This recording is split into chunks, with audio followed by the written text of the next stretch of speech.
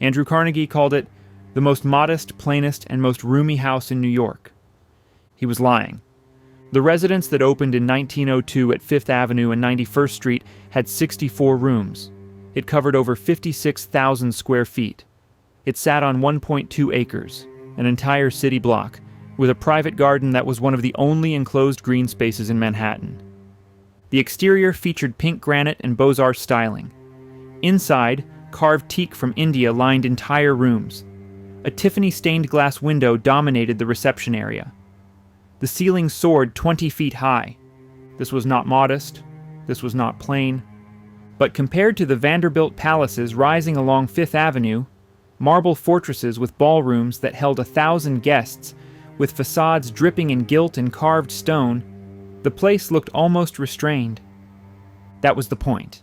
Carnegie had been born in a one-room cottage in Scotland where his entire family cooked, ate, and slept in a single space. He'd worked 70-hour weeks as a child for $1.20. He'd clawed his way from absolute poverty to become the richest man in the world. When he sold his steel company to J.P. Morgan in 1901 for $480 million, he received $225 million personally. More money than anyone in America except John D. Rockefeller had ever possessed. He could have built anything. He could have erected a palace that made the Vanderbilts look poor. He had the money to create whatever monument to wealth he wanted. Instead, he built a house far north of where the other millionaires lived. He designed it to look like an English country home, not a French chateau. He filled it with books and music, not gold leaf and marble statues. The steel magnate wanted people to know he was different from the other robber barons. He'd written an essay called The Gospel of Wealth, arguing that rich men had a moral obligation to give their fortunes away. He'd declared that the man who dies rich dies disgraced. His residence was part of that message. Look, it said, I'm not like the Vanderbilts. I'm modest. I'm plain. I'm using my wealth responsibly. But the building told a more complicated story. It revealed the contradictions of a man who preached simplicity while living in 64 rooms, who claimed to champion workers while his company crushed unions with violence, who spoke of moral obligation while building one of the greatest personal fortunes in history. This is the story of that house and the man who built it. From a one-room cottage in Scotland to the largest private residence in New York. From a bobbin boy earning pennies to the philanthropist who gave away $350 million.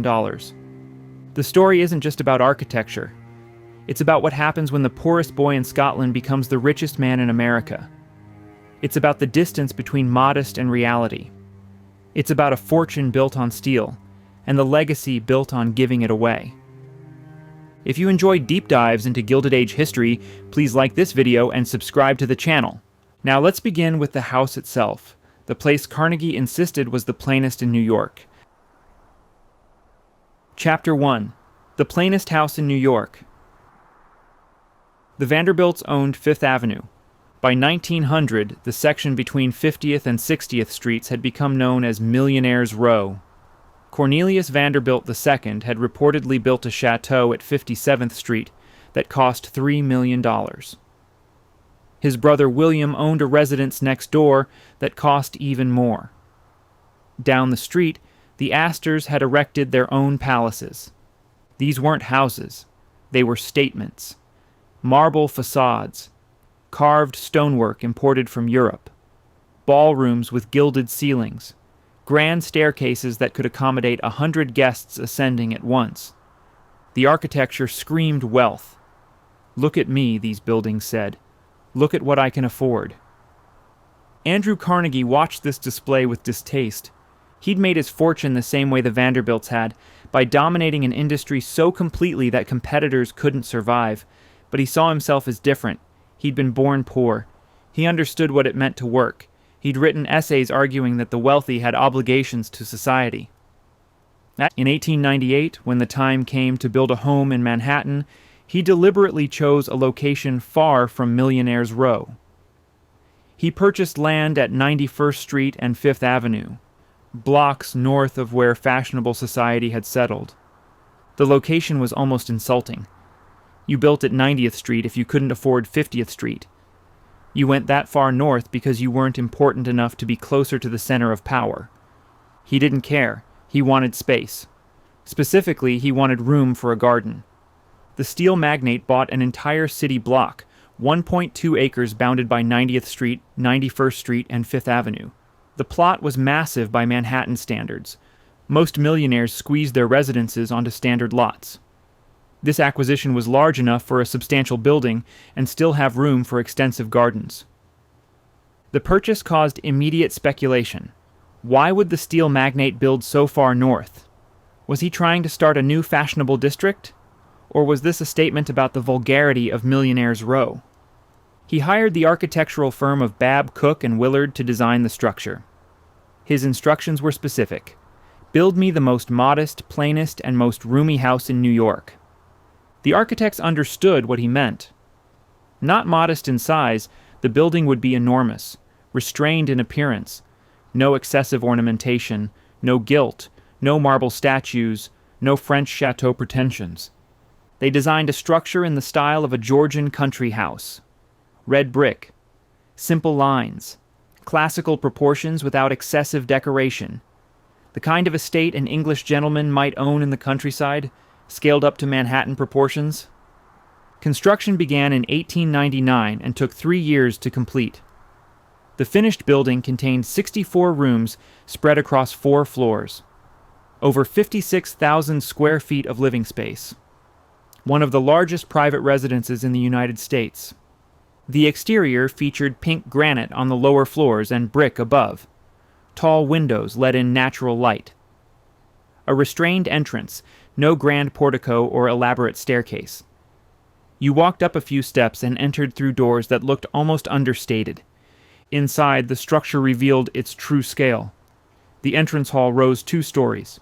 A grand staircase curved upward. Rooms opened into more rooms. Library, reception room, music room, dining room, conservatory. Upstairs, bedroom suites for family and guests. On the top floor, servants' quarters for the staff required to run a property this size. But the decoration remained relatively restrained. No ballroom, no marble walls, no excessive gilt. Carved wood rather than elaborate plaster. Comfortable rather than ostentatious. The building made a statement, just not the one the Vanderbilts were making. This said, I'm wealthy enough to build whatever I want, and I choose restraint. I'm above the vulgar display of Millionaire's Row. Of course, the restraint was relative. 64 rooms isn't modest by any reasonable definition. Carved teak imported from India isn't plain. A Tiffany window isn't simple. The garden completed the property. 1.2 acres of landscaped grounds, lawns, trees, flowers, pathways, a conservatory for exotic plants, a pergola for shade, all enclosed by an elaborate cast-iron fence with granite posts. In Manhattan, where land was the most expensive commodity, a private garden this size was almost obscene luxury. The Vanderbilts might have marble ballrooms, but this estate had green space. Quiet. Privacy. Room to breathe.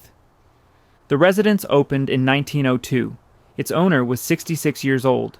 He'd retired from business the previous year after selling his steel company.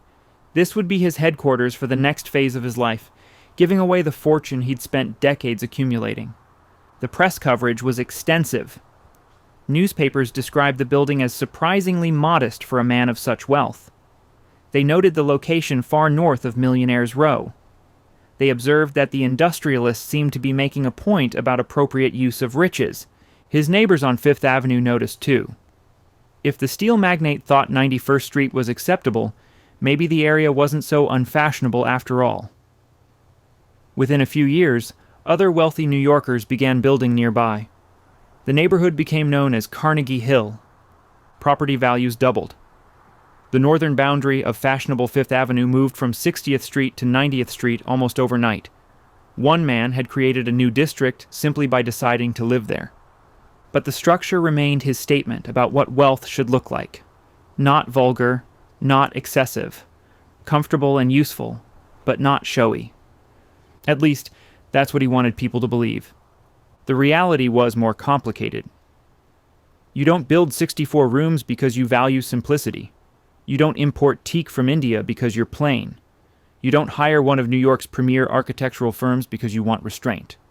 The modest residence cost a fortune to build and required dozens of staff to operate. It represented exactly the kind of concentrated riches its owner claimed to oppose, but it looked restrained compared to the Vanderbilt palaces. And in the world of Gilded Age New York, appearances mattered more than reality. He had learned something important during his rise from poverty. Perception creates reality. If he said his house was modest and plain, and if it looked modest compared to the competition, then it was, regardless of the 64 rooms and imported materials. The building at 91st Street and 5th Avenue told the story he wanted told. Not a robber baron building monuments to greed. A self-made man who remembered his roots, who valued substance over show, who used riches responsibly. That story would become more complicated as his past caught up with his present. The structure might look restrained, but the fortune that built it had been earned in ways that were anything but plain. To understand the house, you need to understand the man. And to understand the man, you need to go back to Scotland. To a one-room cottage where an entire family lived in a space smaller than the entrance hall at 91st Street. To a childhood where modest wasn't a choice, it was survival. Chapter 2. From One Room in Scotland. Andrew Carnegie was born on November 25, 1835 in Dunfermline, Scotland. The town had once been Scotland's medieval capital. Ancient, proud. The ruins of a royal castle still stood on the hill above town. For centuries, Dunfermline had been famous for producing the finest damask linen in Great Britain. Weavers worked in their cottages, creating intricate patterns in fabric that wealthy families across Europe demanded. The Carnegie family lived in one of those cottages, a two-story building on Moody Street. The ground floor served as a workshop where William Carnegie, Andrew's father, operated his hand looms. The family lived on the first floor, one room, kitchen, bedroom, living space, all in one. Andrew shared that room with his parents and his younger brother Thomas. His sister Anne had died in infancy. The four Carnegies cooked, ate, and slept in a space roughly 12 feet by 12 feet. This wasn't unusual. Most weaving families in Dunfermline lived the same way. The workshop took the valuable ground floor space. The family squeezed into whatever was left. William was skilled at his craft. He wove damask linen, complex patterns that required expertise and patience. When Andrew was born, his father's work was in demand. American tariffs on linen had been dropped. Orders flooded in from across the Atlantic. William purchased additional looms. The family was doing well by working-class standards. But the Industrial Revolution was coming to Dunfermline. In the late 1700s, Edmund Cartwright had invented the power loom, a machine that could weave fabric using steam power rather than human hands. For decades, the technology remained primitive. Hand loom weavers could still produce better quality work. The machines couldn't handle the complexity of damask patterns. By the 1830s, that was changing. Power looms improved. Factories began producing decent cloth at a fraction of the cost. The intricate patterns that required a master weaver's skill could now be replicated by machines tended by unskilled workers. American tariffs on linen returned in 1837. Orders from across the Atlantic dried up. At the same time, steam-powered factories opened in Scotland itself. They undercut the hand-loom weavers on price. Quality didn't matter when you could buy adequate fabric for half the cost. William Carnegie watched his profession disappear. Orders became scarce, then rare, then non-existent. He'd spent his life mastering a skill that was becoming worthless. The family's financial situation deteriorated rapidly. Margaret Carnegie, Andrew's mother, tried to compensate. She opened a small grocery shop. She mended shoes. She did whatever work she could find to bring in money. It wasn't enough. The Carnegies fell into poverty. Andrew later wrote about this period. I began to learn what poverty meant.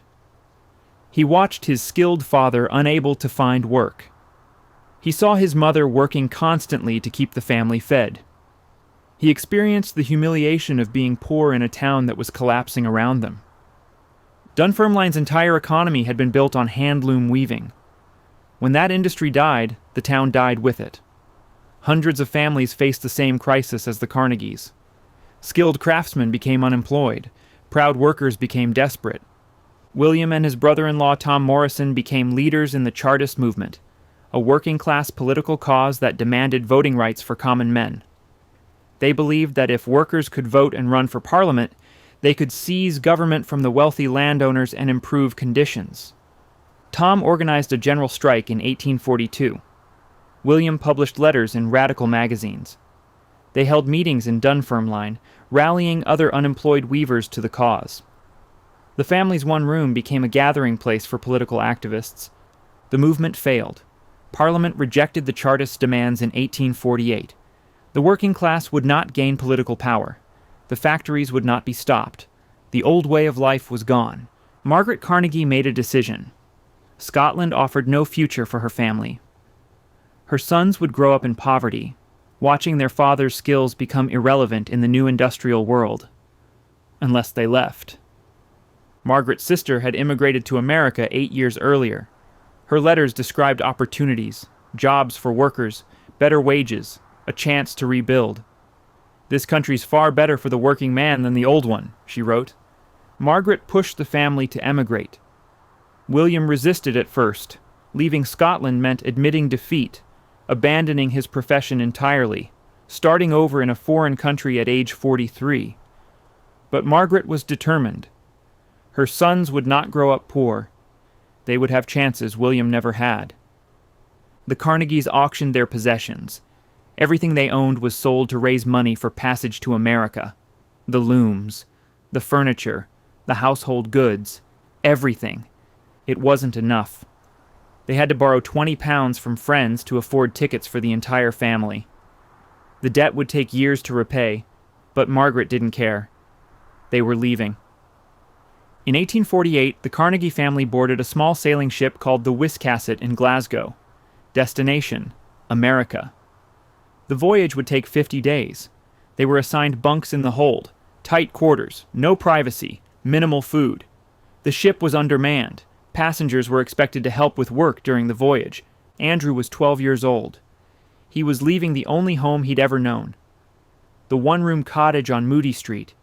The town where his family had lived for generations. The country where he'd been born. He would never return to live in Scotland, though he would visit many times as a wealthy man. He would eventually buy Skibo Castle in the Scottish Highlands and spend summers there. But that was decades in the future. In 1848, Andrew Carnegie was just a poor Scottish boy leaving a dying town, crossing an ocean, hoping America would be different. He had no idea he would become the richest man in the world. He had no idea he would build a 64-room residence in Manhattan that cost more than every house in Dunfermline combined. All he knew was what poverty felt like. The humiliation of watching your father unable to provide, the fear of hunger, the shame of owing money you couldn't repay, the desperation that made you leave everything behind and board a ship to a country you'd never seen. That memory would stay with Andrew Carnegie his entire life. When he built his modest house on Fifth Avenue, he never forgot the one-room cottage in Scotland. When he called his residence the plainest in New York, he was comparing it to the palace he could have built, but also to the place he'd started. The distance between that cottage and that residence was the distance Andrew Carnegie traveled. From one room to 64. From poverty to the greatest fortune in America. But first, he had to survive the crossing, then survive Pittsburgh, then figure out how a 12-year-old immigrant boy with no education and no connections could possibly make something of himself in the new world. The one-room cottage taught Andrew Carnegie what he was escaping from. Pittsburgh would teach him what he was capable of becoming. Chapter 3: The Immigrant Boy. The Carnegie family arrived in America in the summer of 1848. They sailed up the Atlantic coast and entered New York Harbor, but they didn't stay. Their destination was Allegheny, Pennsylvania, a town across the river from Pittsburgh where Margaret's sister had settled. A Scottish community had formed there, relatives, friends from Dunfermline, people who'd made the same desperate journey. The family took a canal boat from New York to Pittsburgh. The trip took days. They traveled through a country that seemed impossibly vast compared to Scotland. Forests, rivers, land that stretched beyond the horizon. Pittsburgh shocked them. The boy would later write that any accurate description of Pittsburgh at that time would sound like gross exaggeration. The smoke permeated everything. If you washed your face and hands, they were dirty again within an hour. Soot gathered in your hair and irritated your skin. Life was, for a time, miserable. Pittsburgh had been nicknamed Hell with the Lid Off. By 1848, the city was already becoming the center of American iron and coal production. Factories lined the rivers. Furnaces burned constantly. Smoke from hundreds of chimneys created a permanent haze over the city. The air was thick, black. Sometimes you couldn't see across the street. The Carnegies moved into a house on Rebecca Street in Allegheny. A flimsy, dark frame building, nothing like their stone cottage in Scotland. They shared it with another family. Again, cramped quarters. Again, multiple people in limited space. But this was America. There was supposed to be opportunity here. Work. A chance to rebuild. William tried to find work as a weaver. There were some jobs, small textile mills that still used hand weavers for specialized work. He found occasional employment. But the pay was poor. The work was irregular. He was in his mid-40s, skilled at a dying craft, in a country that didn't need what he could do. The family needed income. His oldest son was 12 years old. The boy's formal education, such as it was, ended when they left Scotland. He'd had a few years of schooling in Dunfermline, enough to read and write. That would have to be sufficient. Margaret found her son a job at a cotton factory. He became a bobbin boy, tending the machines that wound thread onto bobbins. A child's job. Unskilled work that required quick hands and the ability to tolerate 12-hour days in a hot, loud facility. The pay was $1.20 per week for 70 hours of work, 6 days a week, 12 hours a day, in conditions that would be illegal within a century. He was 12 years old.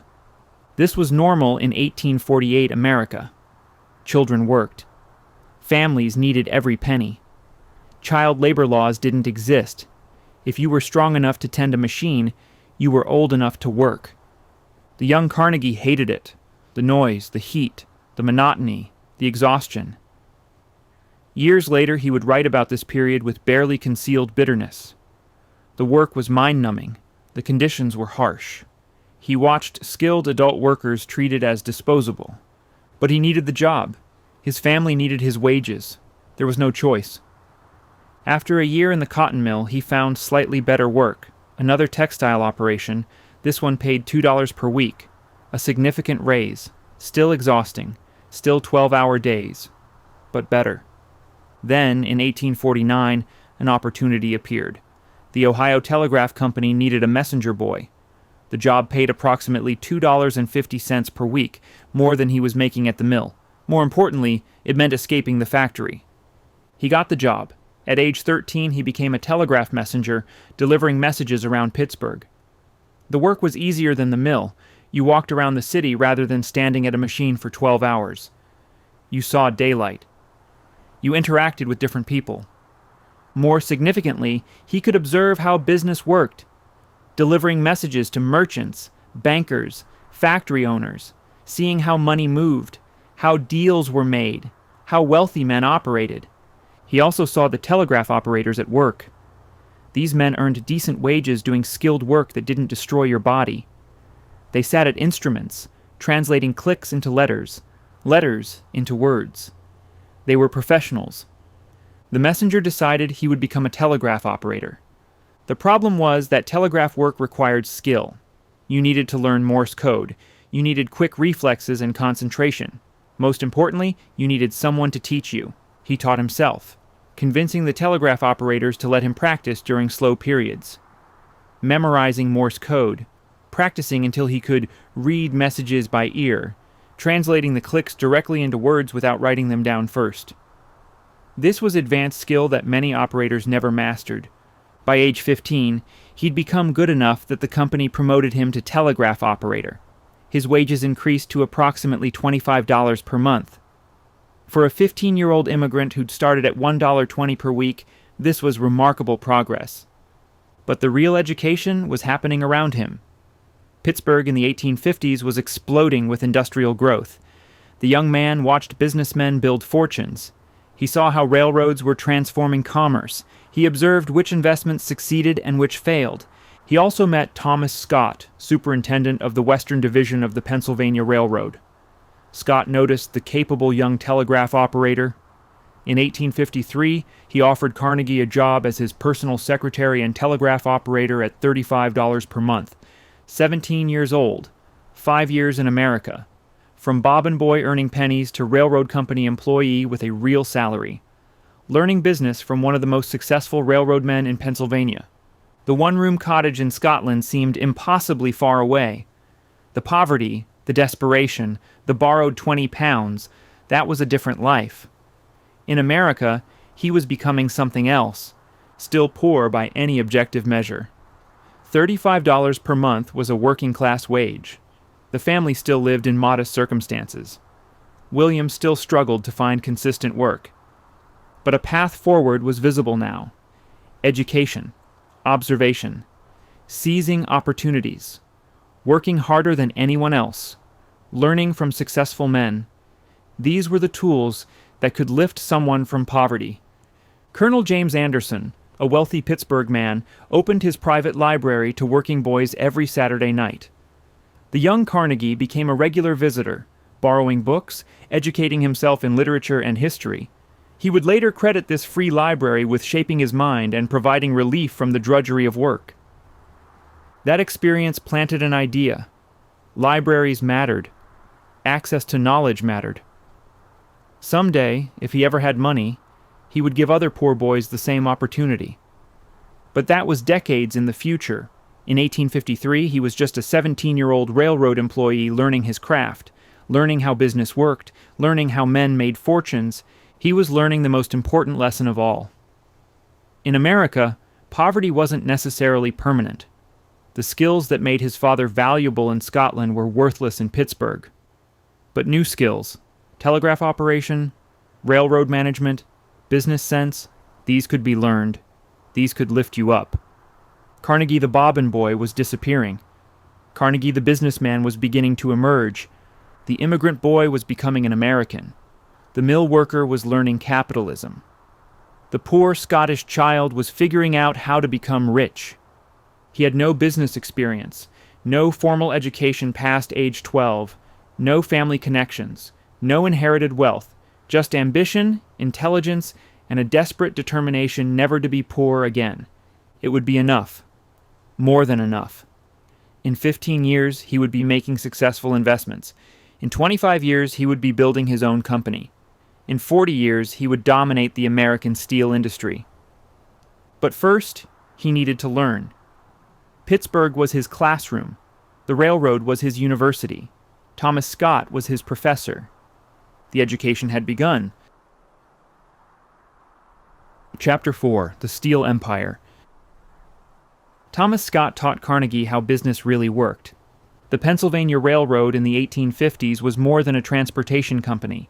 It was a massive organization requiring constant capital investment, complex logistics, and strategic decision-making. Scott managed the Western Division.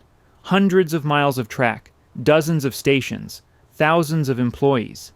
He needed someone capable, someone who could handle telegraphs, correspondence, scheduling, and the thousand small decisions that kept trains running. He found that person in his 17-year-old secretary. Carnegie learned fast. He absorbed how the railroad made money, how freight contracts were negotiated, how equipment was purchased, how investments were evaluated. Scott didn't just give orders. He explained his reasoning. He was training his assistant, intentionally or not, in the fundamentals of business management. In 1856, Scott did something remarkable. He told his young secretary about an investment opportunity. A new company was manufacturing sleeping cars for trains, the Woodruff Sleeping Car Company. Scott believed the company would succeed. He was investing $500. Would Carnegie like to buy in? Carnegie didn't have $500. He He was 20 years old, supporting his family on his railroad salary. His savings were minimal. Scott suggested he ask his mother to mortgage their house. $500 secured by the family's property. It was an enormous risk. If the investment failed, they could lose everything. Margaret agreed. Her son's judgment was sound. More importantly, Thomas Scott believed in this opportunity. The mortgage was arranged. Carnegie bought his shares. Within a year, the investment was paying dividends. Small amounts at first, $10 here, $15 there. But it was money earned without working, money made from ownership rather than labor. Carnegie later wrote about receiving that first dividend check for $10. It marked the moment he understood how wealth was actually built. Labor earned wages.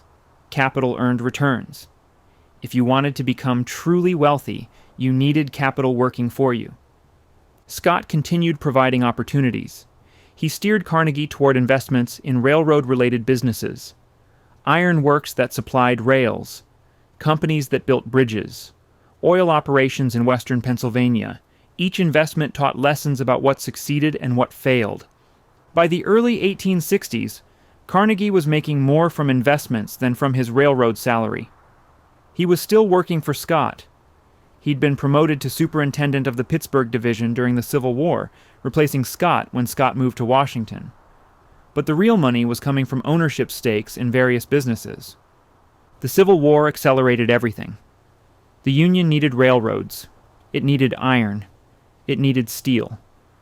Companies that supplied these materials made fortunes. Carnegie's investments in iron works and steel operations generated substantial returns. In 1865, at age 29, Carnegie left the Pennsylvania Railroad. He'd spent 12 years learning the business. Now he would apply those lessons to building his own empire.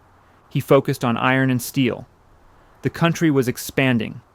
Railroads were spreading across the continent. Cities were growing. All of it required iron and steel for tracks, bridges, buildings, machinery. Demand was enormous and accelerating. Carnegie started with the Keystone Bridge Company in 1865. The firm built bridges, iron structures that replaced the wooden bridges common at the time. Carnegie used his railroad connections to secure contracts. His bridges were well built and fairly priced. The company succeeded, but bridges were just the beginning. Carnegie wanted to control the entire production process, not just build structures with iron, produce the iron itself, then produce the steel, then produce the raw materials that made steel. This approach was called vertical integration. Instead of buying materials from suppliers and hoping for good prices, you owned the suppliers. You owned the mines that produced iron ore. You owned the facilities that turned ore into iron. You owned the plants that turned iron into steel. You owned the transportation that moved everything. Carnegie began acquiring operations throughout the steel production chain: iron mines near Lake Superior, coal operations in Pennsylvania, railroads to transport materials, factories to process everything.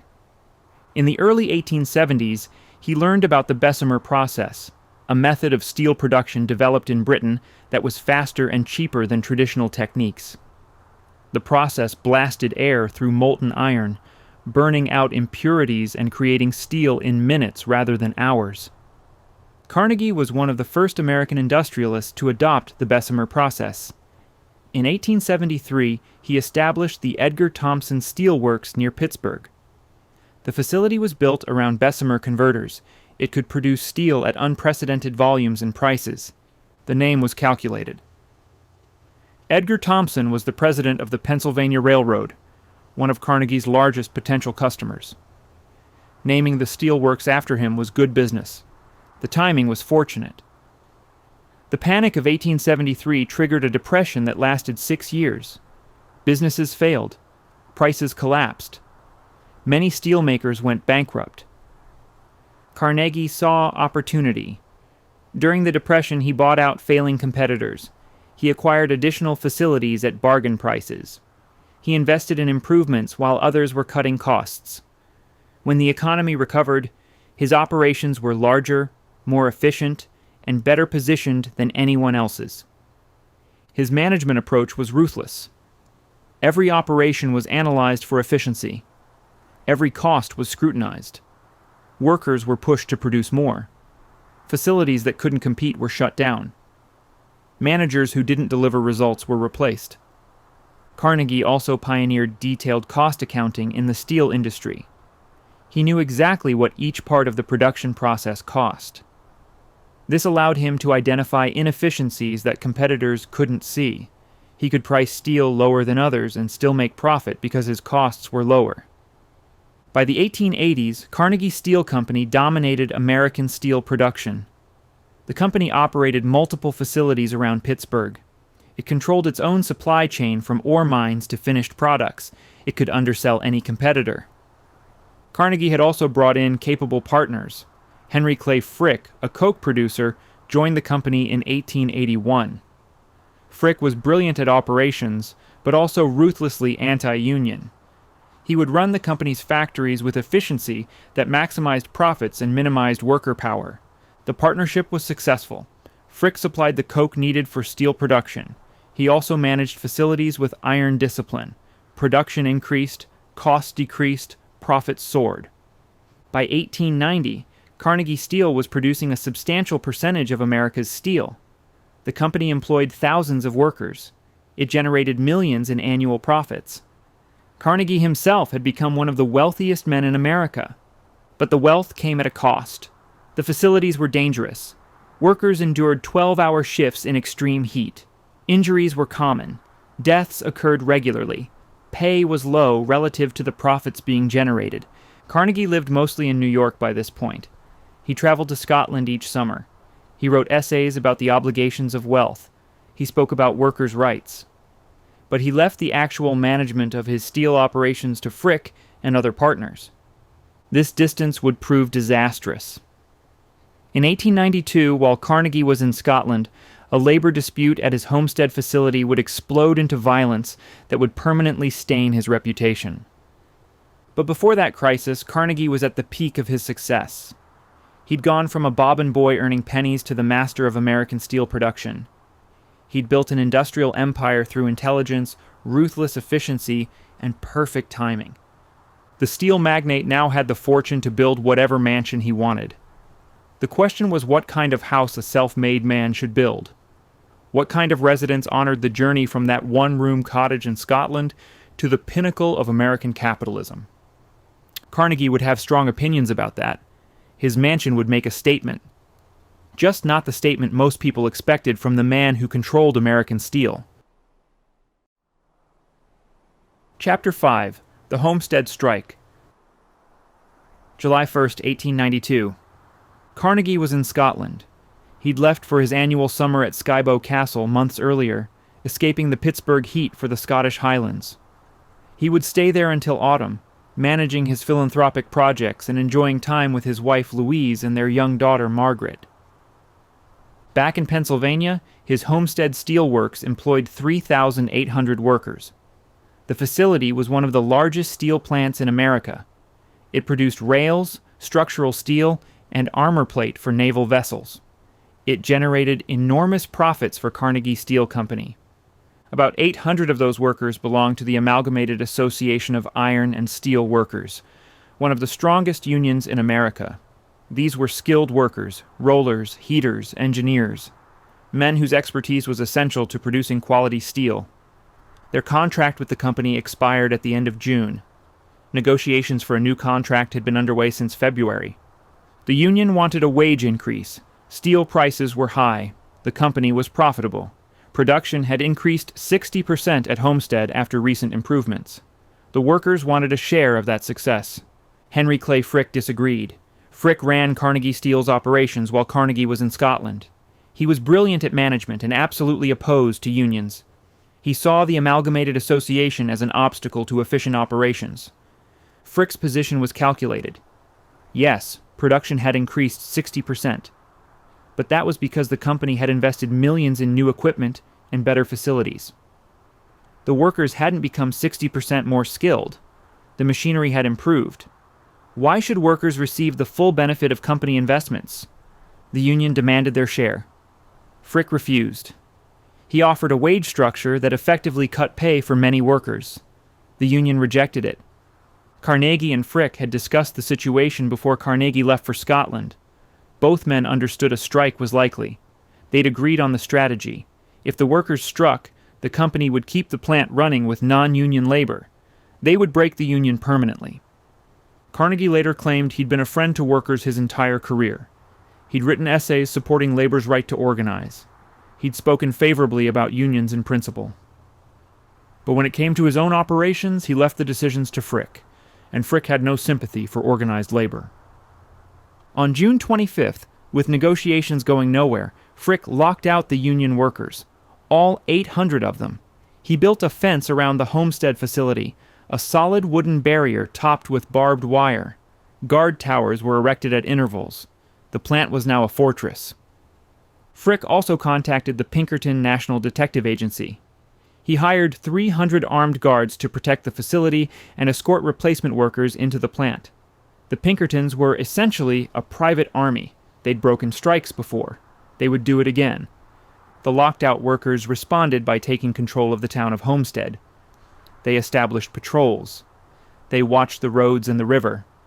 They were determined that no replacement workers would enter that plant.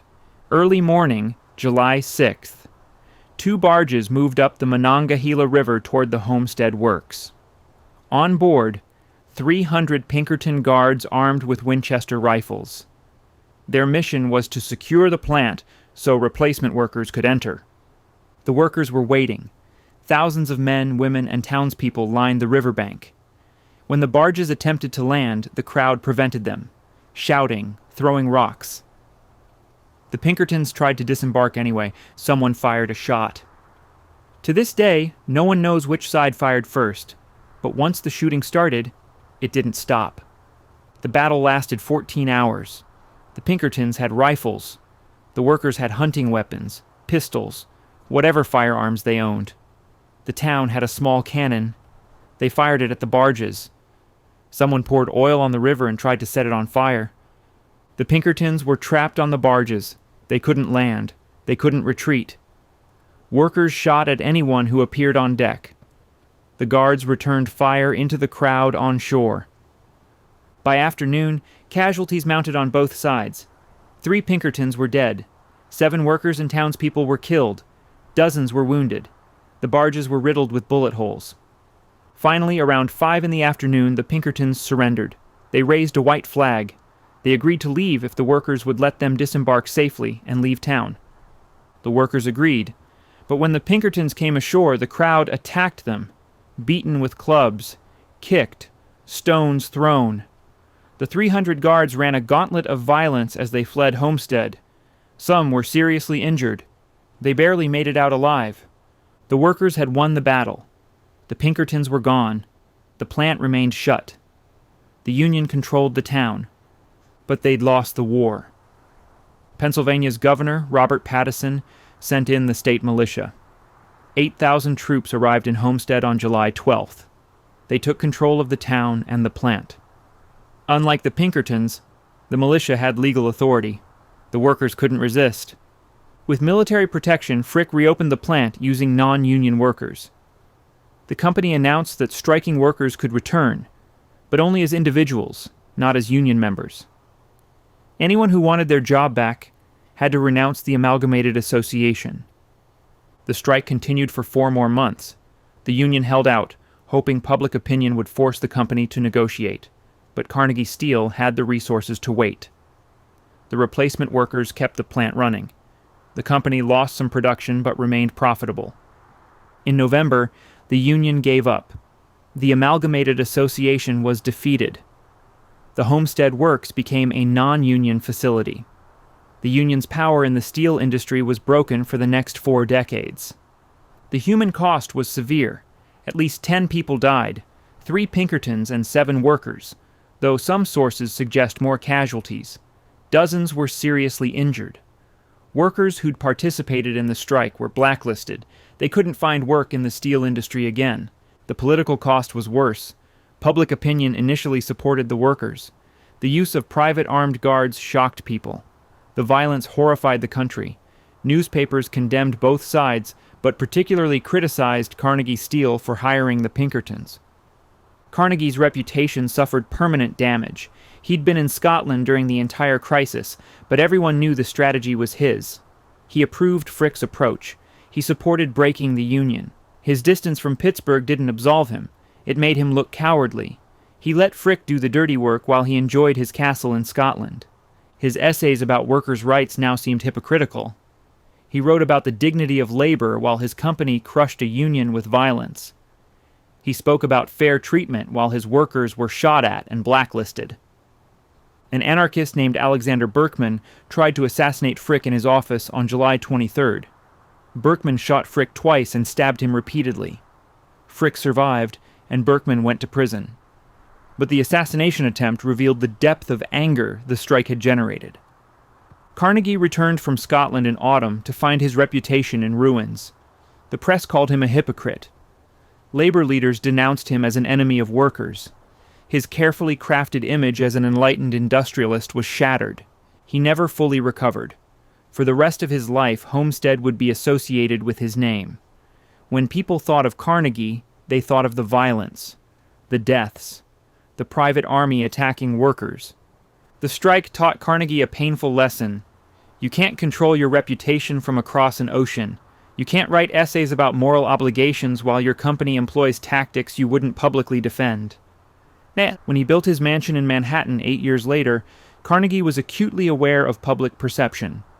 The house couldn't be too grand. It couldn't be another Vanderbilt palace. It had to communicate restraint, responsibility, appropriate use of wealth. The man who'd hired Pinkertons to break a strike needed to rehabilitate his image. The residence at 91st Street was part of that project, proof that Andrew Carnegie wasn't a typical robber baron. He was different. He was modest. But the blood at Homestead couldn't be washed away with architecture. The workers who died on July 6, 1892, would haunt Carnegie's legacy forever, no matter how plainly he built his mansion. Chapter 6. The Richest Man in the World. The Homestead Strike changed everything for Carnegie, not financially. The strike had disrupted production, but Carnegie Steel remained enormously profitable. The company recovered quickly. Non-union workers proved adequate. The facilities continued producing steel at volumes that dominated the industry. But his relationship with business changed. He was 61 years old in 1897 when his only child, Margaret, was born. He'd married Louise Whitfield 10 years earlier. He had a family now, a life beyond steel. More significantly, he had wealth, enormous wealth, more than he could possibly spend. The question wasn't whether he could afford to retire. He could afford anything. The question was what he wanted to do with the rest of his life. The steel magnate had been writing about philanthropy for years.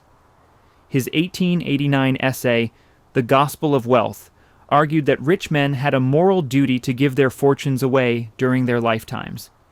He'd written that the man who dies rich dies disgraced.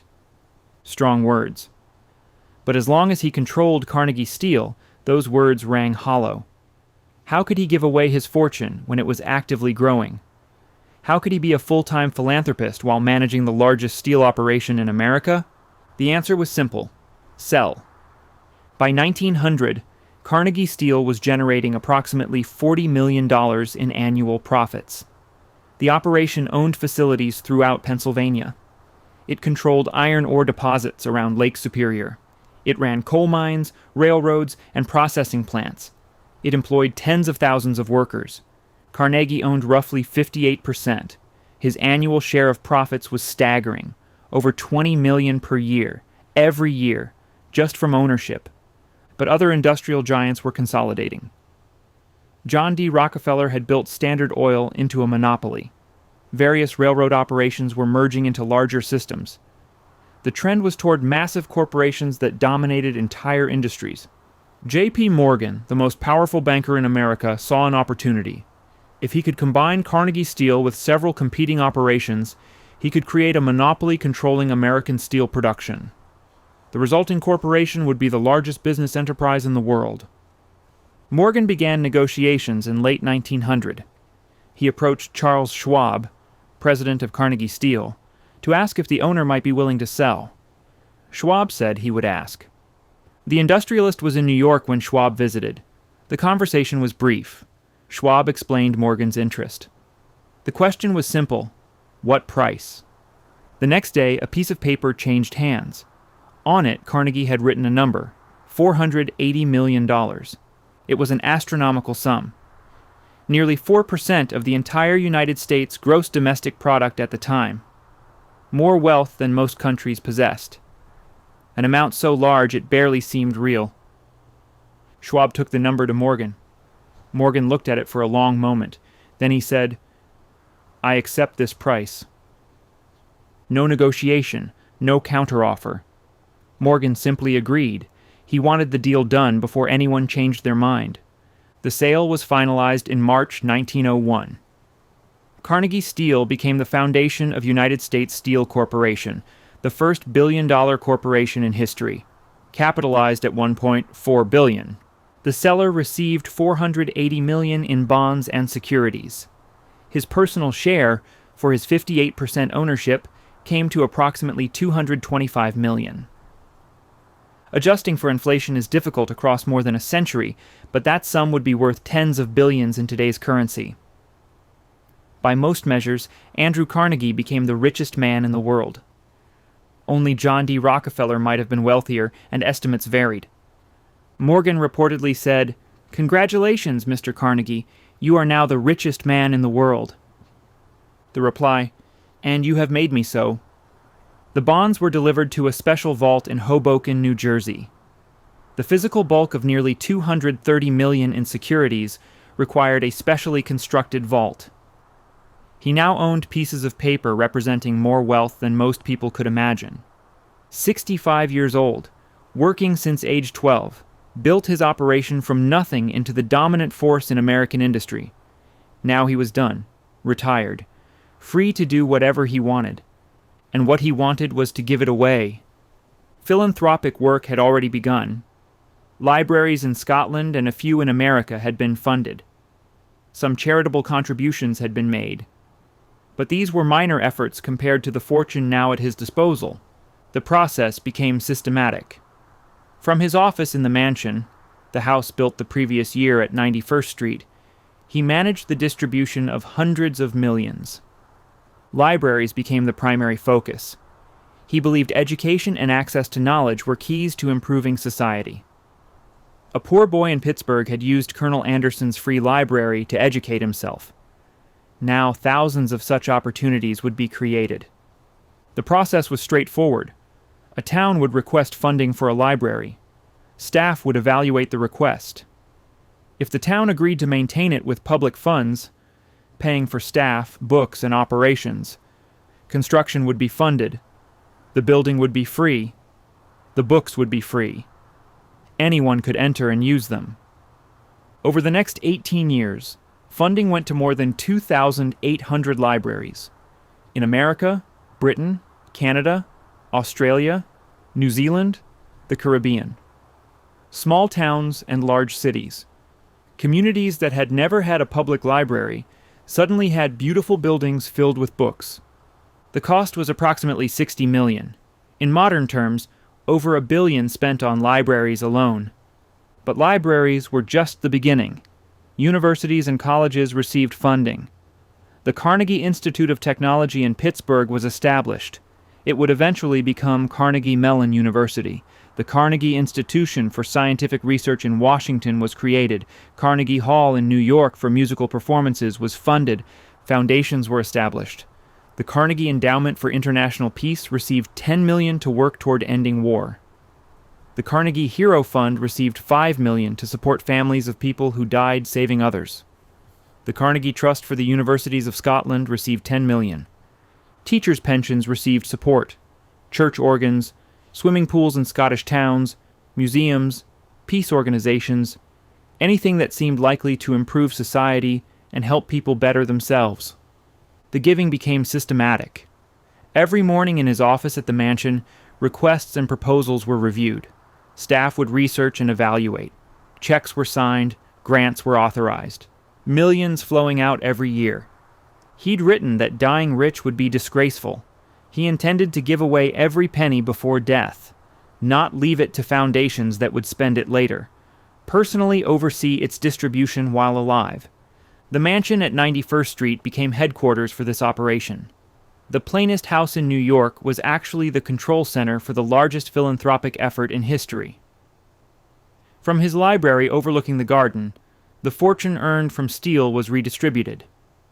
There was irony in this.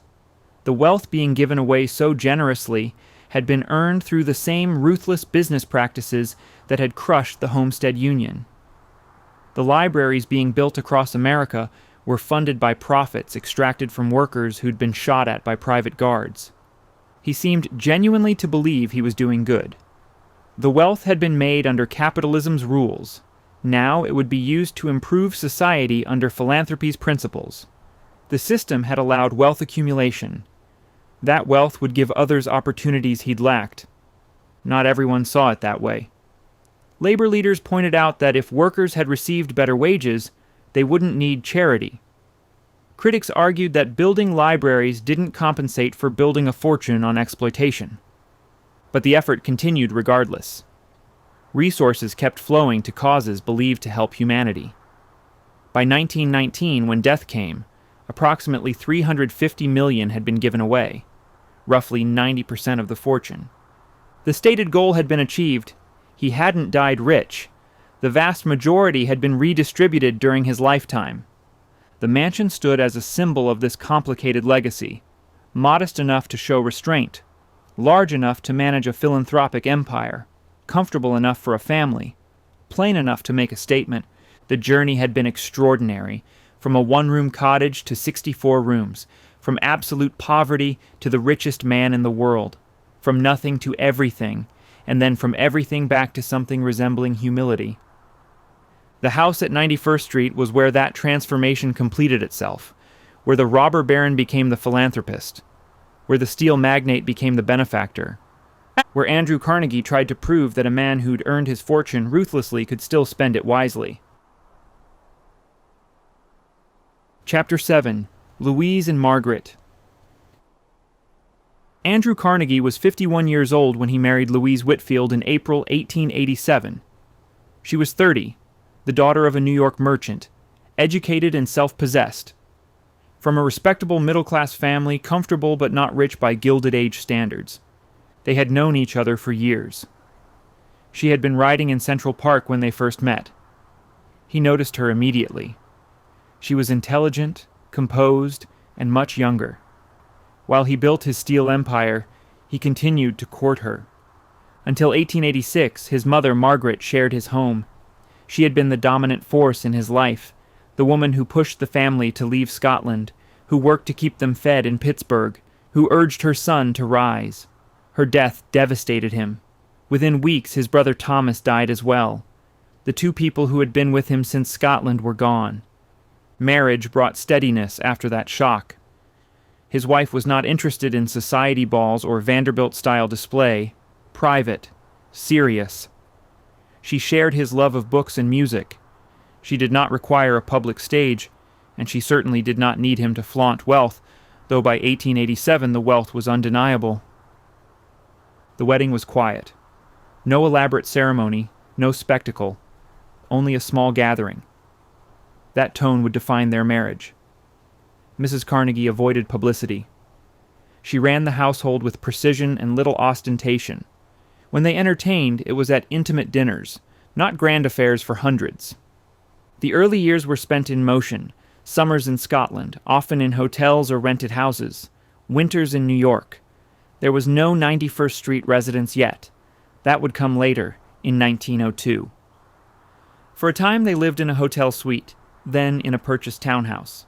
In 1898, the year he acquired land for their future home, Carnegie also bought Skibo Castle in the Highlands near Dornoch. The medieval structure sat on roughly 28,000 acres and was in ruinous condition. He poured millions into it. The castle was expanded. Modern plumbing and electricity arrived. The grounds were reshaped and a golf course appeared. In summer, he could play at being a Scottish laird rather than an American industrialist. The new lady of Skibo made the place work. She oversaw staff, arranged schedules, planned entertainments, and kept the machine of hospitality moving when guests arrived. Skibo became both family retreat and showplace, a setting where philanthropic friends and business associates could be received without fuss. Their only child, Margaret, was born in March 1897. The name honored Andrew's mother. He was 61. His wife was 39. The arrival of a daughter shifted his outlook. He had spent a lifetime focused on business and accumulation. Now there was a future that was personal, not only financial. Motherhood brought fierce protectiveness. The child was raised carefully and out of the public eye. The goal was a normal childhood, as normal as possible when your father is the richest man in the world. Music lessons began early. Study was taken seriously. Privilege never excused a lack of effort. When the Fifth Avenue project finally rose, it was designed with a child in mind. The garden was planned as a refuge, a safe enclosure where a little girl could run on grass instead of stone. He wanted his daughter to have what he had never known in Dunfermline or Pittsburgh, space and peace. He also wanted her to value responsibility. Even with unlimited resources, the family kept relatively modest habits. There were tutors, there was travel, but there was also routine. Education mattered. Work mattered. Summers settled into a rhythm. New York in winter, Scotland from late spring through early autumn. Margaret grew up with two homelands, the Highlands and Manhattan, and learned to love both. At home in New York, her mother ran the large household. Dozens of workers kept 64 rooms functioning. Across the ocean, an even larger staff managed Skibo. She handled social obligations while protecting privacy. She also managed her husband. Carnegie could be difficult, opinionated, and stubborn. He had strong views on politics, philanthropy, and even the mechanics of dinner. His wife provided balance and was one of the few who could tell him when he was wrong. The family's pleasures were quiet ones: theater tickets, organ music in the house, small gatherings with friends. They avoided the competitive entertaining that defined much of Fifth Avenue. He remained the public figure. She tended the private realm. When he spoke or attended events, she often stayed home. When he traveled for work or giving, she kept the household steady. The division suited them. Margaret saw philanthropy up close. Letters arrived daily asking for help. Decisions were made about libraries and causes. She learned that large fortunes came with obligations. In 1902, when she was 5 years old, the family moved into the completed residence at 5th Avenue and 91st Street. Her childhood would unfold in those rooms. She practiced piano in the music room and played in the enclosed garden while her father insisted the building was the plainest house in New York. Inside, her mother kept the place human. Carved ceilings and a Tiffany window existed alongside toys in the nursery and well-worn children's books. Family dinners were calm. Evenings could be quiet. A house that size can become a museum. Under her care, it felt lived in. After the sale of the steel company in 1901, the family dynamic shifted. Carnegie was home more. He was retired from business and focused on giving and on family. He played with his daughter. He read aloud. He was present in ways that had not been possible while managing mills and rail contracts. More time at home required adjustment. For years he had been in trains, mills, and meetings. Now he was downstairs every morning, writing letters and directing philanthropy from his library. His wife maintained her routines: morning walks in the garden, correspondence, household oversight. She accompanied him to certain events when useful, but she preferred the background and stayed there. Wealth was obvious, but not flaunted. There were servants and properties and first-class tickets, yet no lavish balls, and no race to outshine the Vanderbilts. That restraint reflected her temperament. She had married a rich man, but not for riches, and she had nothing to prove. Later, their daughter would describe a happy childhood made remarkably normal by her parents' choices. There were tutors, music, and travel, but there was also discipline, and there were stories about poverty that shaped her father's ideas. The house became the center of this quieter life. She transformed an enormous residence into a home and an office for philanthropy while keeping prying eyes outside the fence. When war began in 1914, the Atlantic crossing became dangerous. The family gave up Scottish summers and spent the season at Shadowbrook in Massachusetts. Fifth Avenue remained the primary base. As Carnegie aged, the demands on his wife grew. He was 79 when the war started, still active but slowing. She guarded his energy, managed his schedule, and made sure he did not overextend himself. The small events continued. Organ recitals and intimate dinners, just enough to sustain relationships vital to his giving. Nothing that contradicted his claim to a plain house. By the time Margaret was 17, she was stepping into adulthood. She would marry Roswell Miller in the 91st Street house in 1919, only months before her father died. The ceremony was small, family, and close friends, just as they preferred. The home had held a childhood, and would now send a daughter into her own life. The residence on Fifth Avenue was as much her achievement as his. He commissioned it. She made it function. Without her, he might have rattled around a showpiece. With her, the property became what it was meant to be, plain enough to make a point, comfortable enough to live in, and grand enough to manage an empire of giving. She made the contradiction work. Chapter 8. Building the Plain Mansion. By the late 1890s, Andrew Carnegie had decided to build a permanent home in New York, a house that would reflect his values as much as his fortune. He wanted comfort, not ostentation. A private retreat, not a palace. In his words, the plainest house in New York. In 1898, he purchased land on Fifth Avenue at 91st Street, far north of the fashionable districts where the Vanderbilts and Astors built their marble castles. At that time, the area bordered open fields and the edge of Central Park. Critics wondered why one of the richest men in the world would choose such a remote address. To Carnegie, that was precisely the point. He wanted quiet, space, and light, qualities rare in the crowded city. He hired the architectural firm Babb, Cook, and Willard, known for restraint and craftsmanship, rather than flamboyance. The architects specialized in American adaptations of classical and Georgian forms, symmetrical, dignified, and understated. They had designed churches, libraries, and civic buildings, projects aligned with Carnegie's sensibility. The mansion's plans were completed in 1899. The design echoed a Georgian country house, built of brick rather than marble, with stone trim and tall windows opening to a private garden. It would not imitate the European palaces of Fifth Avenue, but rather reinterpret British domestic architecture, solid, rational, and comfortable. Construction began in earnest in 1900. The site stretched from Fifth Avenue to Madison Avenue, encompassing an entire city block. The foundation was poured in the spring, and the first steel beams rose that summer. Carnegie's use of a steel frame, an innovation at the time, was a deliberate nod to the industry that had built his fortune. He wanted his home to embody progress and permanence. Photographs from the early phase show bare ground, scaffolding, and a small army of laborers, stonemasons, ironworkers, carpenters, raising the massive structure. Trucks and horse-drawn carts delivered brick and limestone. Each layer added form to Carnegie's vision of modern domestic architecture. Inside, the house was organized with the precision of a machine.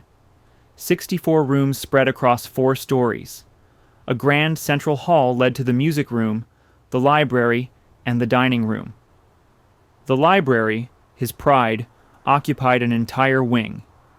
It was paneled in oak, lined with thousands of volumes, and included an organ loft where concerts were sometimes held. It was not only a private retreat, but also a working office where Carnegie directed his growing philanthropic empire. The music room was designed for gatherings rather than spectacles. It featured a full pipe organ built by the famed firm of Aeolian. This instrument, along with the music rooms at Skibo Castle and Shadowbrook, became central to the Carnegie's social life. Evenings were often filled with quiet recitals rather than lavish balls. The garden, enclosed by high walls, was essential to the design. It created a private green oasis in the midst of the city, a place for their daughter, Margaret, to play safely and for her parents to stroll unseen. Carnegie insisted that sunlight reach every major room, a rare luxury in the dense streets of Manhattan. Though restrained, the interior was far from simple. Decorative plaster ceilings, carved woodwork, and Tiffany glass details reflected the finest American craftsmanship. But everything was done with purpose. Nothing glittered merely for display. The architects coordinated closely with Louise Carnegie, who supervised furniture choices and color schemes. Her taste emphasized warmth and functionality. Where her husband cared about structure, she cared about comfort. By 1902, the mansion stood complete, a red brick rectangle with dignified symmetry stretching the length of the block. The facade was formal, yet human in scale. The entrance opened to a modest portico, not a monumental staircase. Inside, electric lights and modern plumbing ensured comfort without show. The steel skeleton, hidden beneath brick and stone, gave the house a quiet modernity invisible to passers-by. Contemporaries were puzzled. "Plain?" one critic asked. "It is larger than many hotels." But the difference lay in intent. The Vanderbilts built monuments to themselves. Carnegie built a house that could function. He wanted permanence, not fashion. He had watched other fortunes dissolve into marble vanity. He wanted his to stand for something else. To him, this home represented American progress, the marriage of science, industry, and culture. Brick and steel, intellect and labor, merged in a structure that could endure long after his death. For the construction crews, it was a steady job through 2 full years. Carpenters, stonemasons, and ironworkers signed their work in small ways. Initials carved into beams, dates scratched into mortar. Carnegie sometimes visited the site himself, talking with the foreman and asking questions about material costs and techniques. Even as one of the wealthiest men alive, he remained fascinated by the mechanics of work. When the family finally moved in, the interiors were still being adjusted.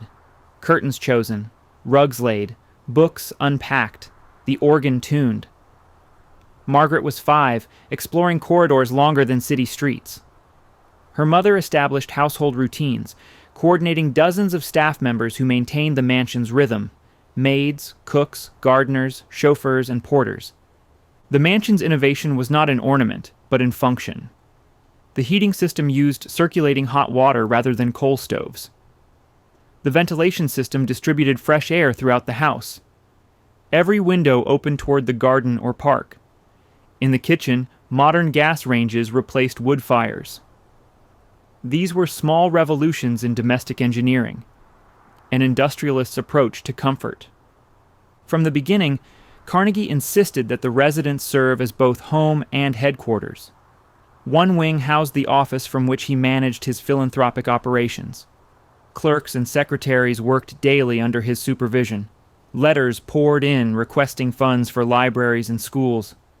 Decisions made in that study would shape education and culture across the English-speaking world. To the city's elite, the house was a curiosity.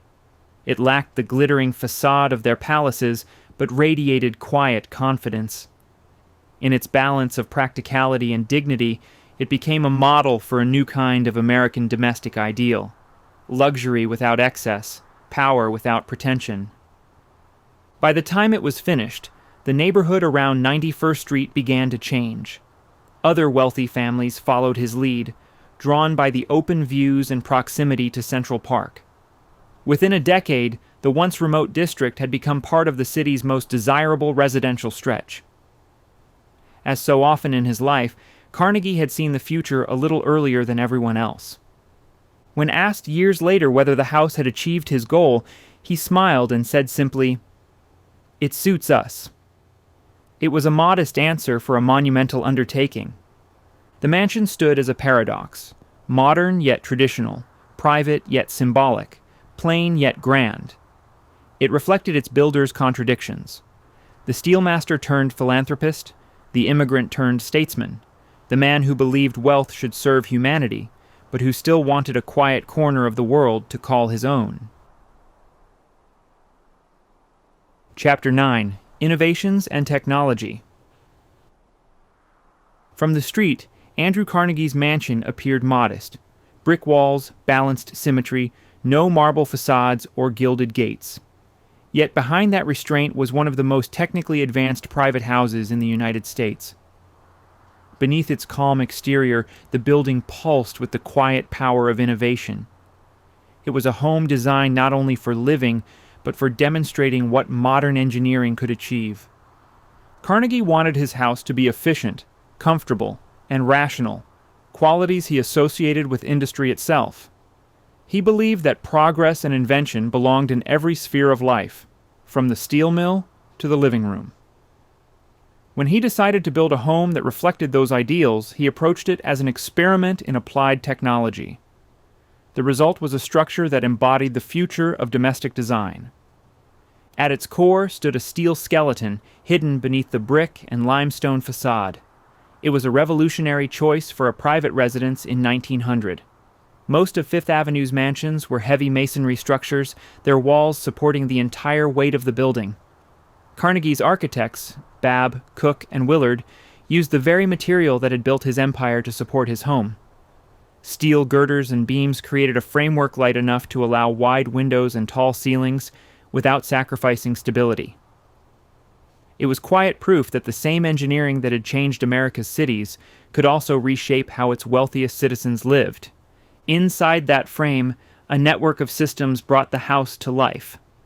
Down in the basement, 2 enormous Babcock and Wilcox boilers provided steam heat to every floor. These were not ordinary domestic boilers. They were the kind used in ships and factories, scaled down to serve a single family. Their polished brass gauges and iron valves gleamed under the new electric lights. Steam rose through concealed pipes, feeding radiators in every room. The system kept the house at an even temperature throughout New York's winters, something few homes could claim in 1902.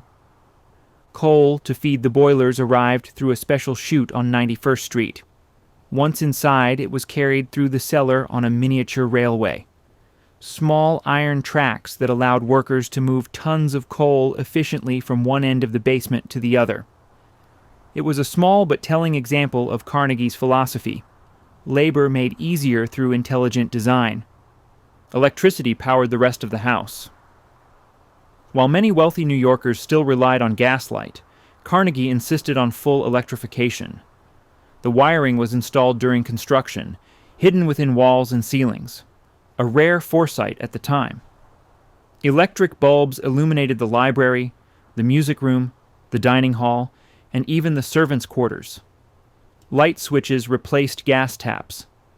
The house could be lit in seconds, its glow spreading evenly through chandeliers and sconces designed for the new technology. The family could read, work, and play music without the smoke or odor of gas. It was comfort made possible by science.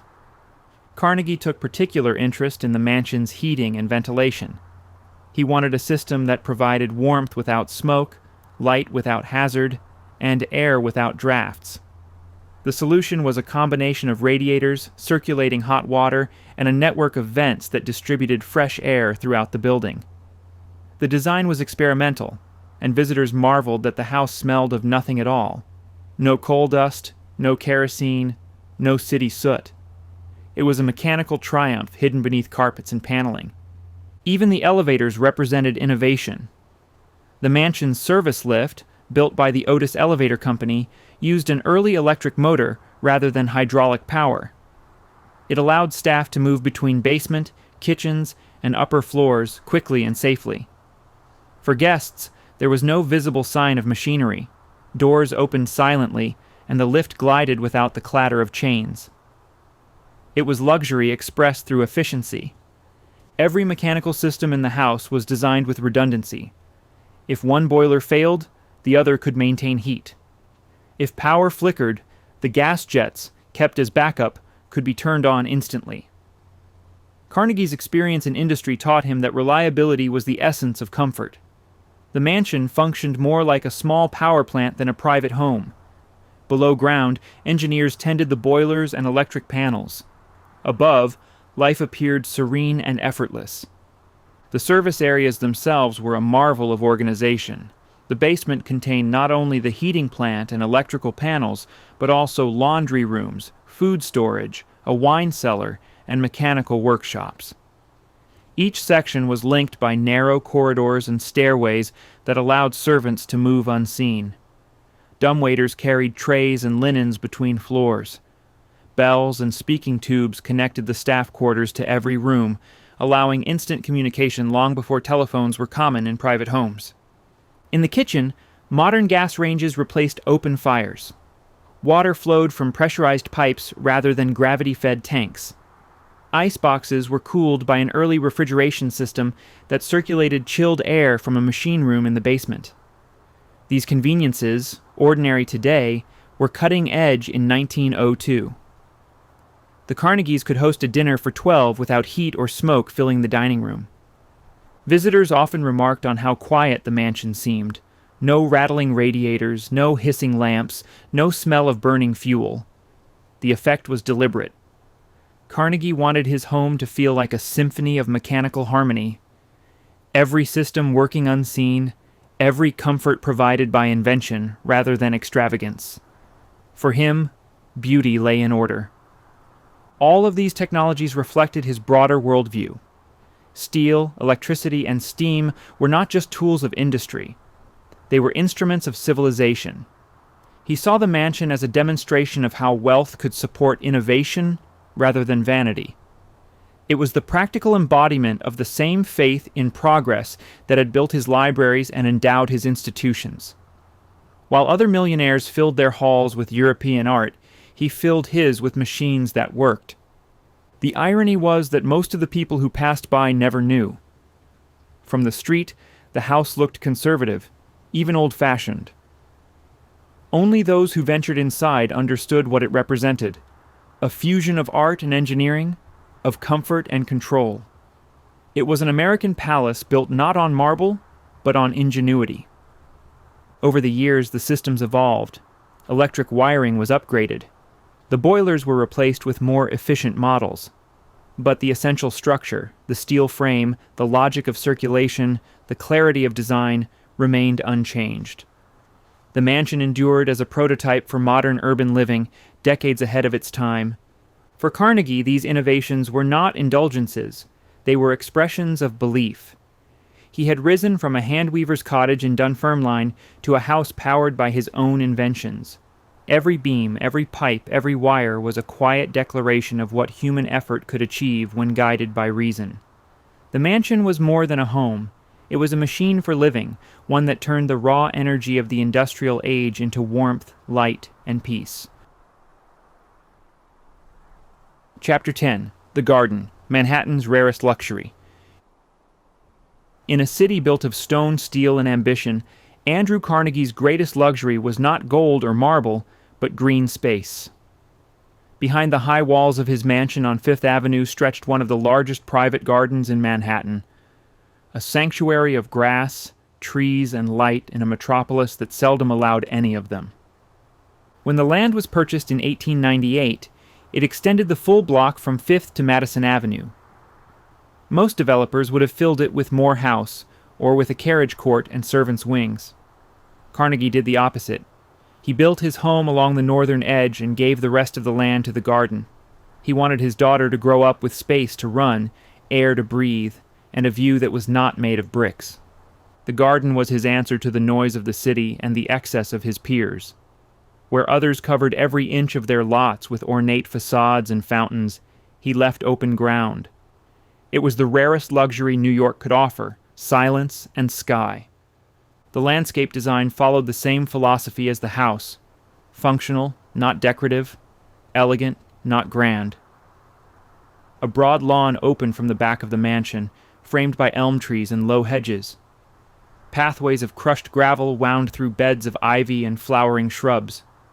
At the far end stood a timber and stone pergola, its columns softened by climbing vines.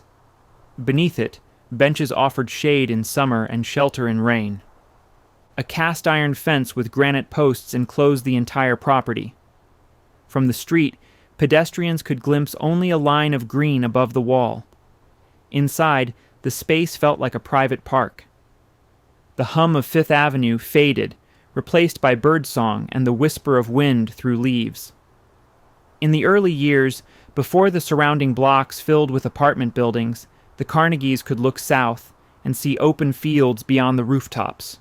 For Andrew and Louise, the garden was more than a pleasure ground. It was part of the moral architecture of the house. Wealth, he believed, should create beauty that improved life, not isolate it. His garden was designed to be shared, not by crowds, but by moments of generosity. He was known to allow neighborhood children to play there under the supervision of the groundskeeper. For those few hours, the richest garden in Manhattan became the freest playground in the city. Margaret grew up in that space. Photographs show her in white dresses, chasing a ball or reading under a tree, while her mother tended to the conservatory. Summers were filled with the scent of lilacs and the sound of piano music drifting through the open windows of the music room. In winter, the garden slept beneath snow, its paths covered but its structure clear, the geometry of hedges and walls revealing itself in the cold light. At the western edge of the property stood the conservatory, a glass and iron greenhouse modeled after those of English estates. Inside, Louise cultivated orchids and tropical plants, a small world of color in the gray months. The air was warm and humid, heavy with the scent of soil. Visitors often described it as the most peaceful place in the house. Carnegie himself would sometimes walk there after breakfast, inspecting the plants like an engineer reviewing a machine, each leaf, each bloom, a small triumph of human care over the city's soot and smoke. The garden also served a practical purpose. It brought light and air into the mansion's lower rooms. The large windows of the library and dining hall opened directly onto greenery. The effect was deliberate. When seated at his desk, Carnegie could look up from his letters and see trees instead of stone walls. He had spent decades inside steel mills and rail offices. Now he surrounded himself with leaves. It was his version of redemption. Season after season, the garden transformed. In spring, tulips and dogwoods filled the borders with color. In summer, the lawns shimmered under the heat, the pergola heavy with wisteria. Autumn brought gold and copper tones, leaves gathering at the base of the granite wall. Winter stripped everything back to form, hedges, branches, the lines of the pathways like veins beneath the snow. Each change reminded the family of the cycles beyond the city's haste. Maintaining such a landscape in Manhattan was no small feat. A team of gardeners worked year-round, trimming, planting, and repairing damage from storms. Coal dust from the city's furnaces settled on the leaves, and every few weeks they were washed clean. Rainwater was collected from the roof in underground cisterns to feed the irrigation system. Even nature here required engineering. But the result was unlike anything else in New York. The contrast between the brick facade and the living garden became the defining image of the Carnegie residence, a symbol of wealth disciplined by taste. Visitors described the garden as a country estate compressed into a city block. Some called it the last piece of old Manhattan, untouched by the race for height and spectacle. From the mansion's upper windows, the view was a painting of calm. Louise could see the pergola from her sitting room. Andrew could look across the garden from his library and watch his daughter play. The view reminded him daily of what his work had been for, not accumulation, but continuity. Beyond the wall, New York roared and climbed toward the sky. Inside, time seemed to slow. The garden reflected Carnegie's larger vision of life after industry, ordered, peaceful, self-sustaining. It represented what he hoped wealth could do, create spaces of rest amid progress. In many ways, it was his most personal act of design. The steel frame held the house, the garden held the family. As the years passed, skyscrapers rose around it. The private green rectangle became a rare survivor of another age, an island of quiet amid the vertical city. Even after Carnegie's death, the garden remained carefully tended. Long before historic preservation became a cause, the property stood as an unintentional monument to balance, to the idea that progress and peace could exist side by side. Today, photographs taken from above show the geometry still intact: the lawn, the pergola, the paths, the shadow of the house stretching across the grass. From that height, the garden seems both fragile and defiant, a patch of green memory in the densest city on earth. For Carnegie, it had been more than a place to walk or sit. It was the physical expression of his deepest belief.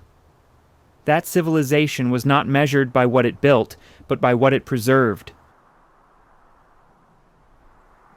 Chapter 11. The Philanthropist's Office. In the quiet center of the Fifth Avenue mansion stood a room that was both a sanctuary and a command post. It was Andrew Carnegie's library, his personal office, his study, his workshop of ideas. Paneled in oak, lined with thousands of books, and crowned with a carved wood ceiling, it was the heart of the house and the nerve center of a global philanthropic empire. Here, surrounded by words instead of machinery, the steelmaster transformed himself into a philosopher of giving. The same discipline that had once driven production now governed generosity. He approached philanthropy not as sentiment but as organization, a system of moral investment.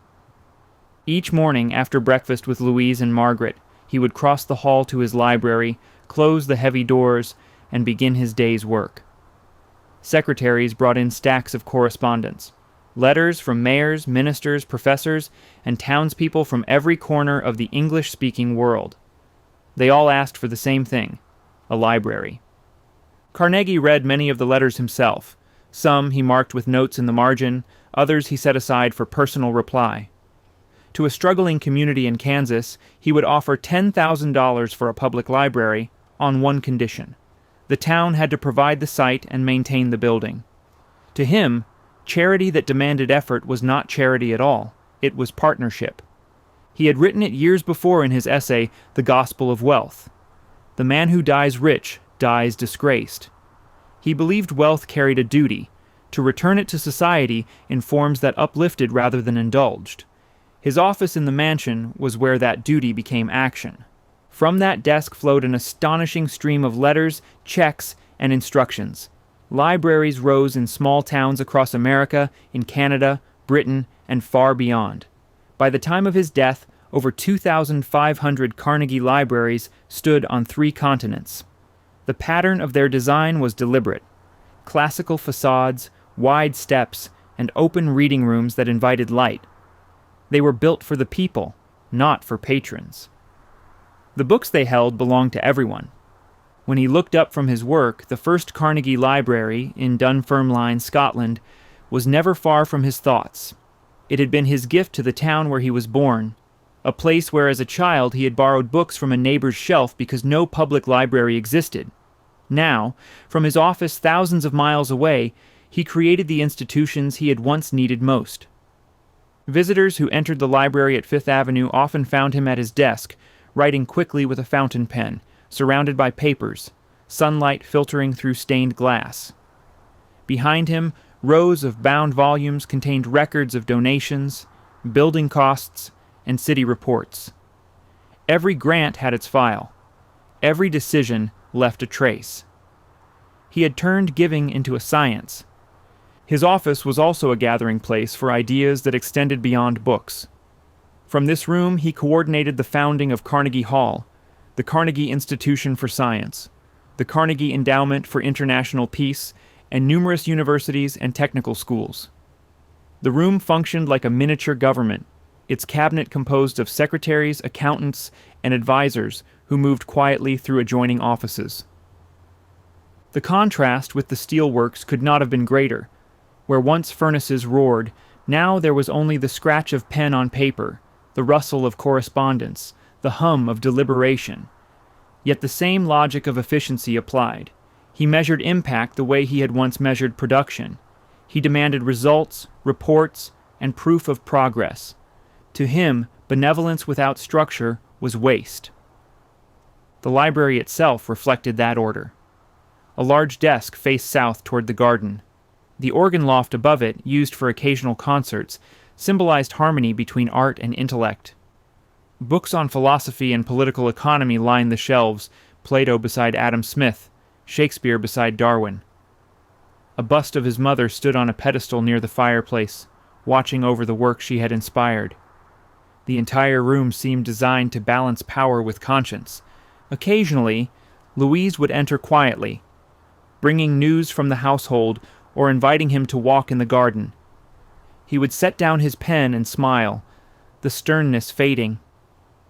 In those moments, the man who had funded empires of learning was simply a husband and father again. But soon the letters called him back.